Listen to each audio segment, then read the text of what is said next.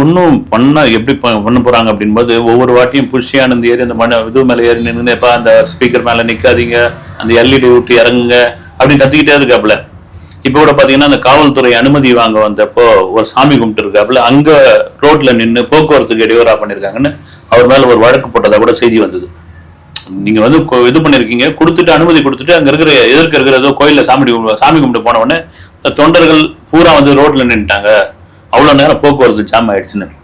இதை ஒன்றும் பண்ண முடியாது. ஆனால் இதுக்கு தலைமை நினைத்தால், நிர்வாகிகள் நினைத்தால், அதுக்குதான் வந்து பாத்தீங்கன்னா மற்ற கட்சிகள்ல தொண்டர் படைன்னு ஒரு இது வச்சுதான் நீங்க கட்டுப்படுத்துற அளவுக்கு வந்து இப்போ உங்க ஒரு ஊர் இருக்கு, இப்போ கோடம்பாக்கம் இருக்குன்னா கோடம்பாக்கத்துல யார் முக்கியஸ்தர்கள் கட்சியில, இவங்க சொன்னா யார் கேட்பாங்க, யார் இந்த தலைங்க வந்து நின்னா யார் வந்து அடங்குவாங்க, அந்த மாதிரியான ஆட்களை முன்னிறுத்து போட்டு போங்க யார் தெரியுமா, வெளியே நில்லுங்க, ஓரம் நில்லுங்க, இப்படிதான் கட்டுப்படுத்த முடியும்.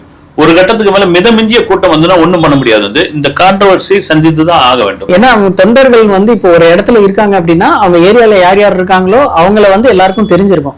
பட் மத்தவங்க எல்லாம் எங்க இருந்து வராங்கன்னு கூட தெரியாது. ஒரு டிஸ்ட்ரிக்ட்ல இருந்து எங்கெங்க இருந்தோ பாக்குறதுக்காக வராங்க. அப்படி இருக்கும்போது கண்ட்ரோல் பண்றது சாத்தியம் இல்லைன்னு என்னோட